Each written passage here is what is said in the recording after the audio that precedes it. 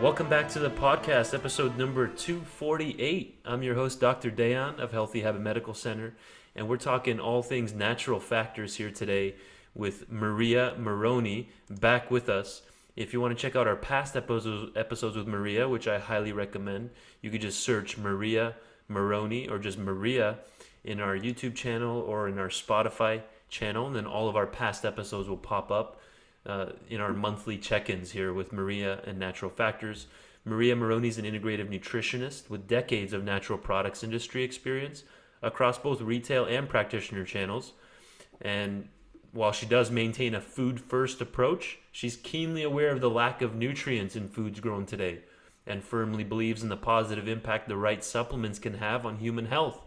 Maria is a skilled and passionate educator committed to evidence-based nutrition, cutting through all the misinformation and delivering content that inspires others to live healthier lives, which is why we love having her on the program here to keep us in the loop with what's going on in the natural health world. Welcome back, Maria.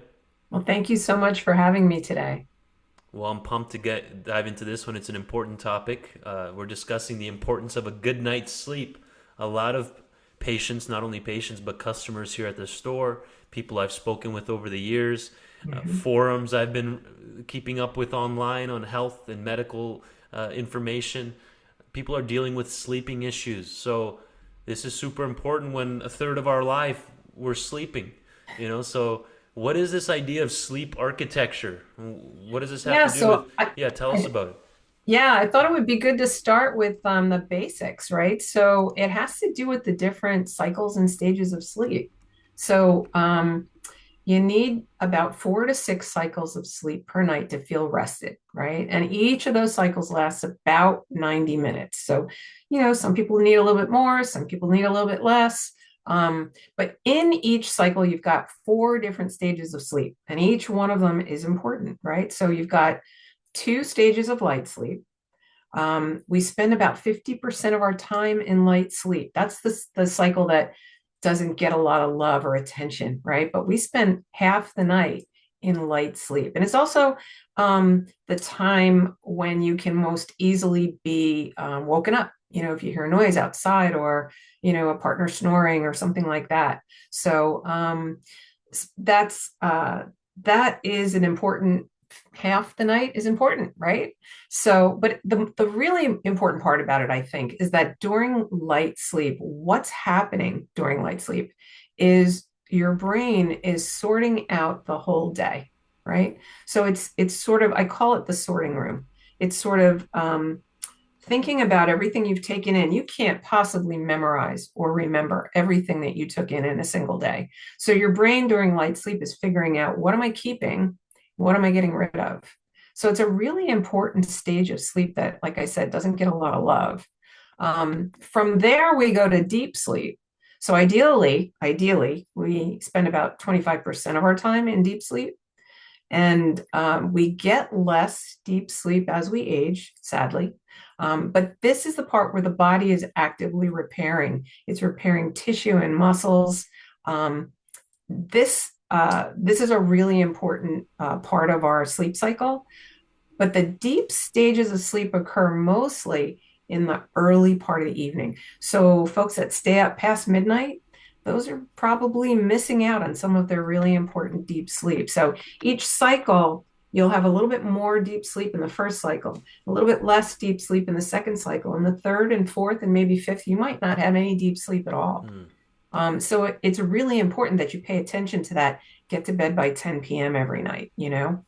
Um, and then the next cycle, the last cycle, the fourth, is REM sleep. And I think that's the superstar everybody hears about, REM sleep, which stands for rapid eye movement. And it's mostly when we dream, right? Right. Again, we spend about 25% of our time in that sleep.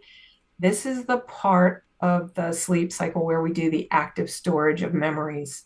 So it's a really important sleep cycle. And actually, all of them are important sleep cycles, even the light sleep. Amazing breakdown. It's a great introduction to what is this idea of architecture of sleep architecture. And so, Yeah. what about people that are shift workers that work through the night? Unfortunately, I have some patients, they literally get home at 4 a.m. sometimes from work. Like, how would you approach that? Like, what do you do in that situation? Yeah, makes that it for tough. me as a nutritionist, I'd be referring them to a sleep specialist. Mm, But I think certain people are have that kind of um, mind that like there are certain people that do better at night. They have it flipped. Their day and their night is flipped. Some people do better that way. People who do shift work really have to pay attention to making sure that they're getting enough of a quality sleep because of those. You have to hit all those important sleep stages. right. Yeah. Is it possible to still hit on them if someone has no, if they work night shifts to still get That's the a great stages? question. You I've know what I never mean? really looked into Right. that aspect of things, but that's a good one to kind of peek behind the curtain on. I wonder. Obviously, we try still, if you have no choice, if you have to work your night shift, but then we would try to do everything Maria and I are talking about today, but just during your daytime sleep routine, Yeah. if possible. So, why is supporting natural sleep cycles over sedation preferable? And tell us what the difference there when you say sedation. I want to Well, hear your that's thoughts the on this. thing. So sedation is not the same as sleep, right? Okay. So if you're taking those, those medications, it actually interferes with your sleep cycles. So, or your sleep stages. So we just went through, what all the sleep stages do. So let's take them apart a little bit. So medicines like benzodiazepines and certain antidepressants, they can suppress your REM sleep, right? Antihistamines, and actually, I was just reading about. In the Harvard, one of the Harvard Medical School blogs, that most of the over-the-counter medications that people take for sleep are packaged and called something else, but they're basically antihistamines. So they interfere with all of the sleep stages. Mm, Now, of course, the effects depend on the specific drug. Different medications have different mechanisms of action, of course. But I like to think about like if you've ever had anesthesia of any kind, right, where they put you out and you wake up and it's been hours, but it feels like it was like 30 seconds, right? You didn't dream, right? So you had no REM sleep happening. So it's not restorative. It's not helping you store memories. And again, thinking about all the different stages, doing different things for your brain and your body. Imagine being sedated every night and not giving your brain the ability to make memories. And with so many folks concerned about cognitive health, that's just not something I would do. I think the natural remedies are a much better choice. And right. also, in functional medicine, we look for the root cause of a symptom. We want to know what's going on in the body that's causing the sleeplessness.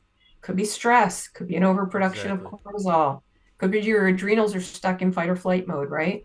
You have to figure out why we're not sleeping and fix that, or the body will just keep finding more and more creative ways to tell you it's not sleeping is just the beginning, That's a right? super important point, Maria. Thanks for mentioning Yeah. that. Even in the botanical herbal kingdom, that world of natural supplements, some people just start pounding valerian root, which is like a strong sedative herb, which, yeah, might help sometimes, but are you actually getting to the root issue, like you said?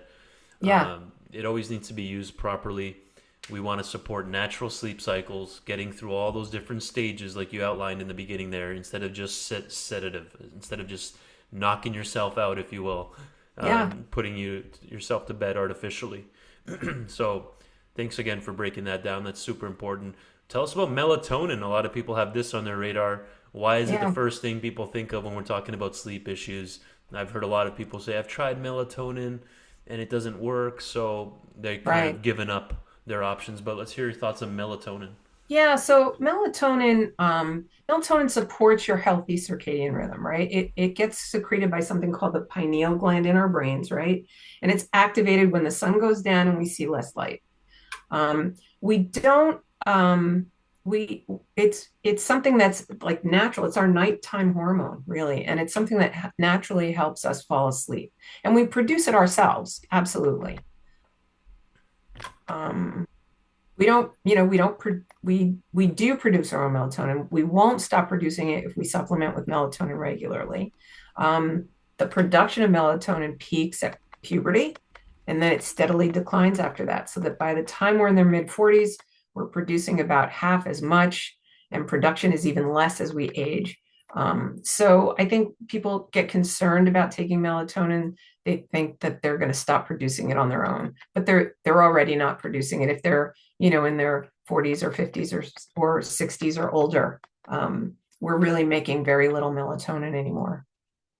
That's interesting. I bet a lot of people don't know that Yeah, melatonin production declines with age.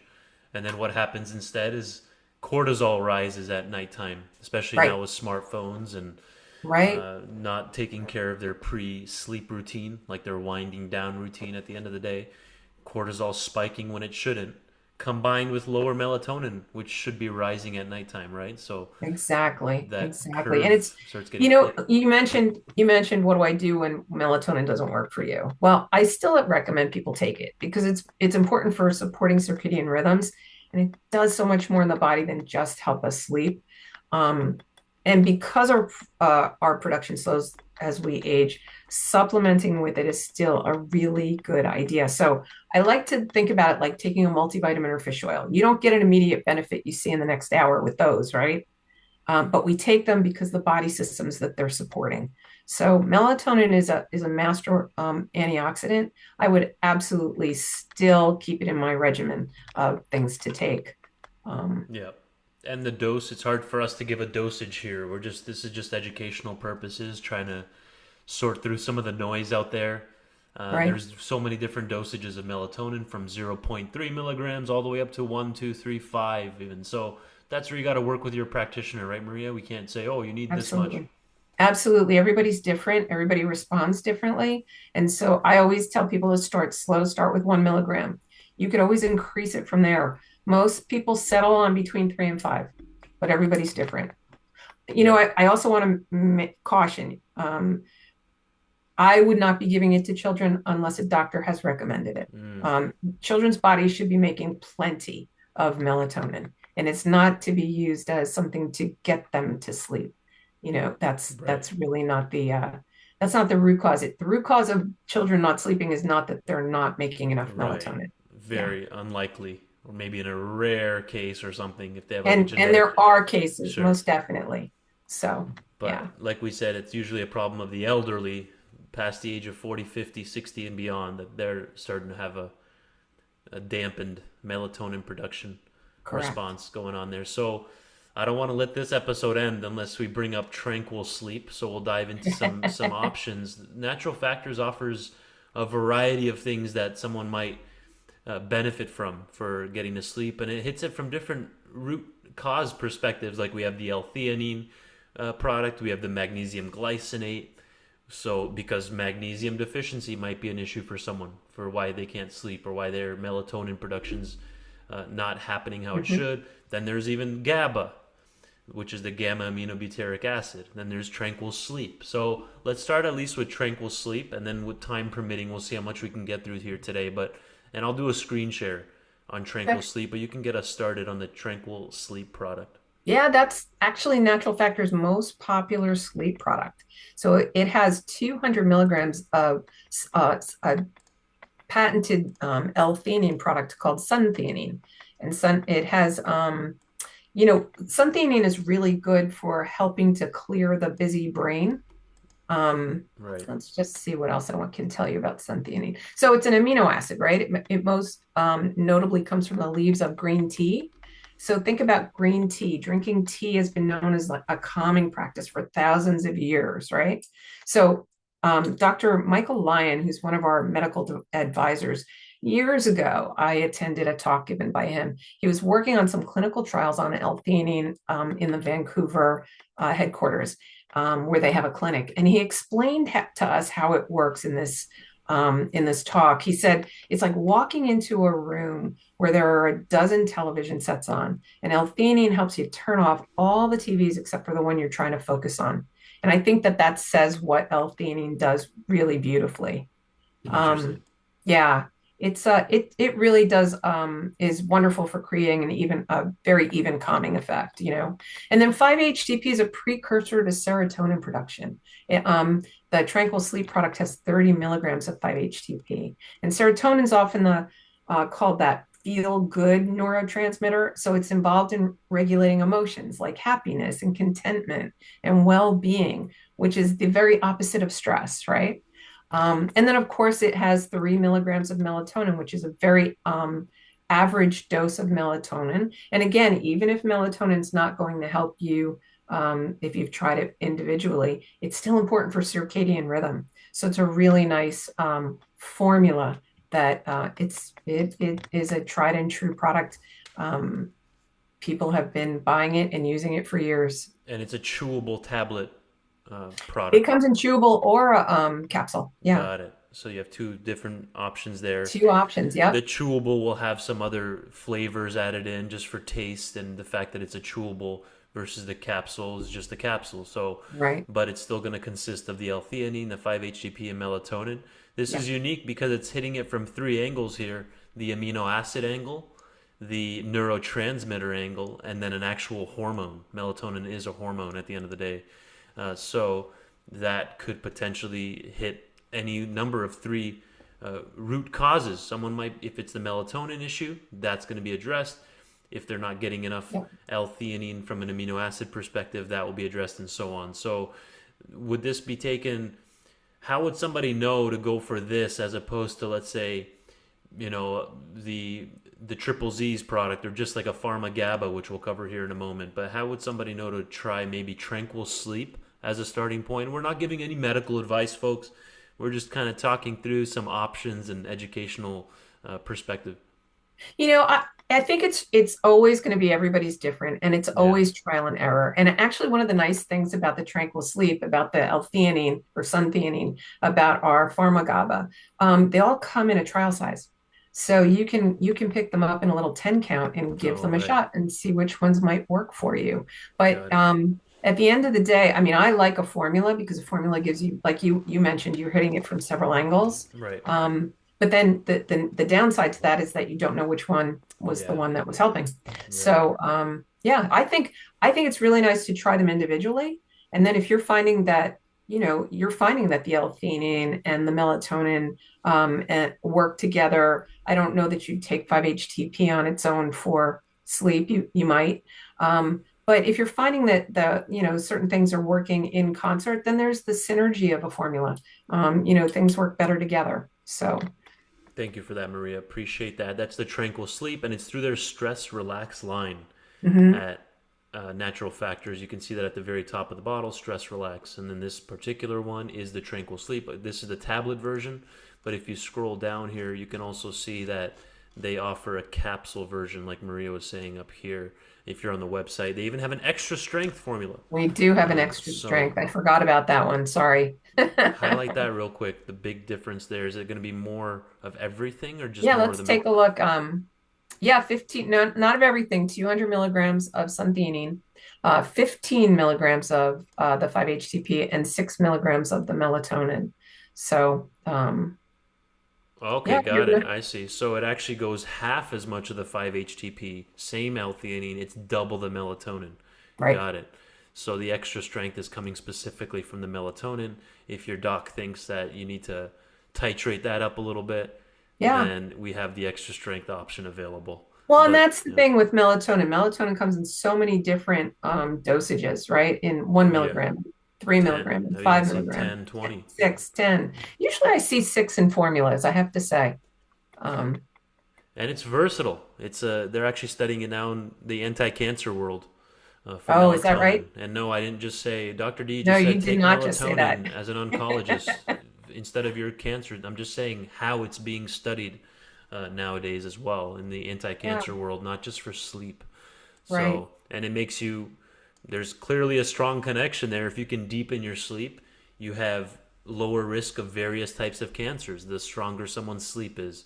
And we do have so much research on improved sleep and better functioning of the immune system and T cell activity and macrophage activity, which are all involved in various types of cancers. So, if you're trying to live an anti-cancer life, you want to have a stronger sleep life as well. So they go hand Yeah, in better hand. So sleep for better health in general. exactly Not getting enough right. sleep is about one of the worst things you can do for your health. hmm Yeah. Faster aging, you look older, and so many other issues. Higher diabetes risk even as well. So and heart disease risk.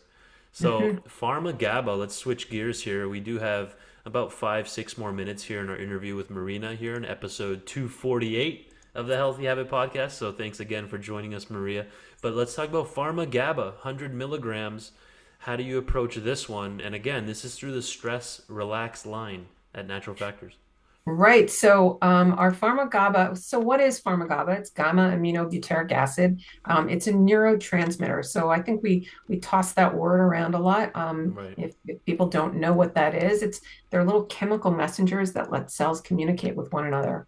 Neurotransmitters can be excitatory or they can be calming. And GABA is the calming neurotransmitter that has the most research behind it. And it can help the body and the mind to relax.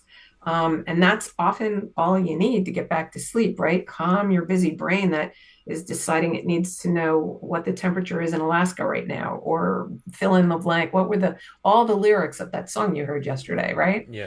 Um, so it comes in a capsule or chewable form.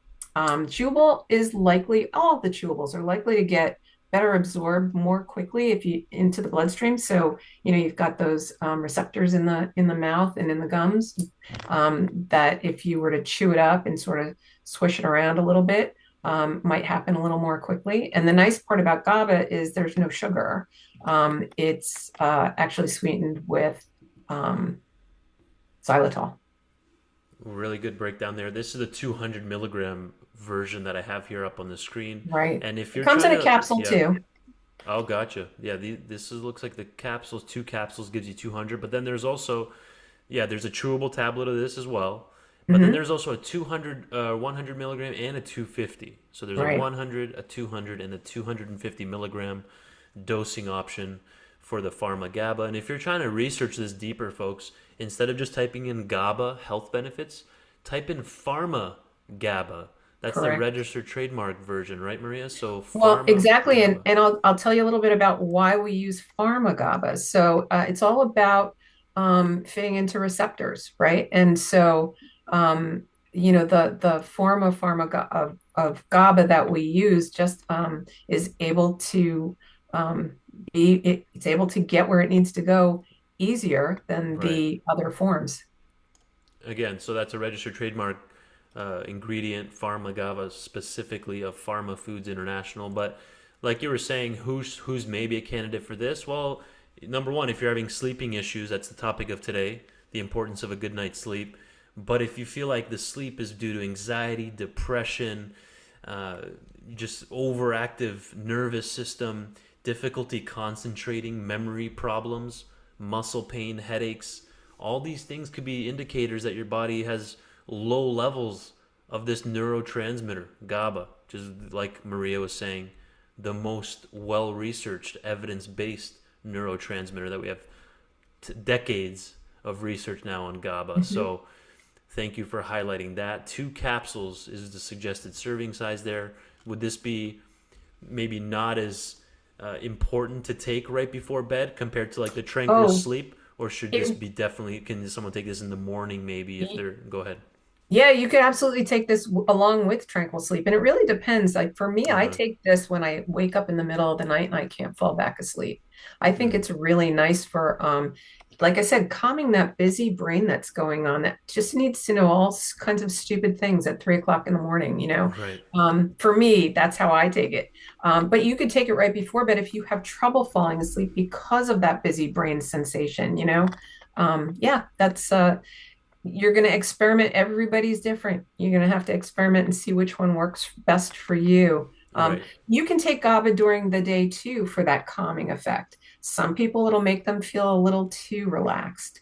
But right. most people can take it during the day as well. So, Especially if they start with like the quarter gram dose, the 250 sure. milligram, but maybe start with the 100 and ease your way up. It really depends on what's going on. That's why I appreciate Natural Factors for having the different dosing options and for being an iSura certified company, which you guys can research that after this show. ISURA, all the Natural Factors products are iSura certified, which is not an easy certification to get, and not a lot of supplement companies have that on their labels as well. Which is I like you. This is one of the reasons why I love using them clinically for various different cases. So we also have a standalone L-theanine. It's part of the Tranquil sleep formula as the Suntheanine, registered trademark version of Mhm. theanine. But tell us about the standalone and we'll wrap it up there, give a little summary take home, and we'll be done after this. But let's hear the standalone L-theanine option. Why that versus the Tranquil sleep version of the Suntheanine combined with 5-HTP and melatonin? Well, I think it goes back to what we were talking about before about, maybe trying everything individually and then seeing if there's a combination of things, then why take three things? You take a Right. formula that works. Um, I'll give you a really unique benefit of L-theanine that doesn't have to do with sleep. It actually counteracts the negative effects of caffeine. So if coffee in general makes you a little jittery, L-theanine can help you stay calm. So when you think about it, L-theanine and caffeine are both found in green tea leaves. And so they work synergistically to create an even calming effect. So, maybe if you've had coffee late at night, after dinner, and you don't usually do that, that might be a good opportunity to try L-theanine. And again, it comes in that little trial size. So you can certainly try the trial size and see if that works for you. That's like the little 10 pack you were saying? Yeah, yeah, yeah. Again, this is Suntheanine through that stress relax line. Everything we've talked about today is through the stress relax line through natural factors. By the way, come talk to Stan, the demo man. He'll keep you guys in the loop here, and he has everything ready to go here at Healthy Habit, or any of our staff. If you come in on a Sunday or a Monday, Stan's not there, but anybody can point you in the right direction here for Natural Factors products. We've discussed the Suntheanine standalone, the Tranquil Sleep, and then as well as the GABA, the Pharma GABA. But quick take home on Suntheanine, it has calming effects on the brain, promotes relaxation without the drowsiness. So the key summary there is stress reduction and relaxation response overall, especially if you're over caffeinated, like Maria was saying. It helps counteract the effects of chronic caffeine consumption, improve sleep quality, which is the topic of today. It may help regulate those sleep wake cycles, but then Mhm. cognitive enhancement as well. A lot of people take theanine for focus, attention, memory. It Yep. can help enhance that mental alertness without causing the jitters. Mood regulation. We can talk for an hour just on theanine alone. It even has benefits, as some research indicates, for the immune system by boosting white blood cell production, reducing inflammation. So it goes on and on. Again, we have different dosing options available for the theanine. We have 100 milligrams, and again, chewable tablets, vegetarian capsule options. If I go Mhm. back here in the screen share, see we have a 125 milligram option as well for the Suntheanine. So we have everything you need here basically as a take home there, natural factors. So I appreciate you breaking down the different perspectives, Maria, on why somebody's sleep might be affected. What would you leave us with? What's a good recap here? 30 seconds to a minute, and then we'll close it out. Well, I think the what I like to finish up with what we started with. Getting a good night of sleep is the most important thing you can do for your health. Um, Reducing stress during your day is really important. Things like vagus nerve stimulation, humming, anything that puts you in a meditative state. Doing stuff to make sure that you're remaining calm during the day is absolutely going to help with your sleep at night. So, you want to approach it from that functional medicine perspective, like I said earlier, and know that it's not just one thing in a pill. It's lots of things to make sure that you're sleeping well. Absolutely, and I agree with that pre-bed routine, winding down. It's like a practice, like trying to get Yes. ready for bed, just like brushing your teeth, or when you get ready in the morning to tackle the day.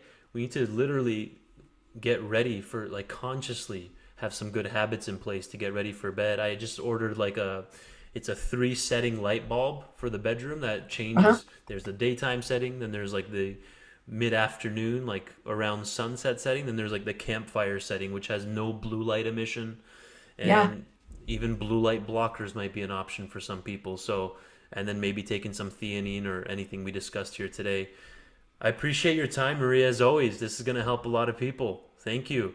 Thank you so much for having me. Likewise, and naturalfactors.com, folks. Naturalfactors.com. I'll share that in the description box below the video.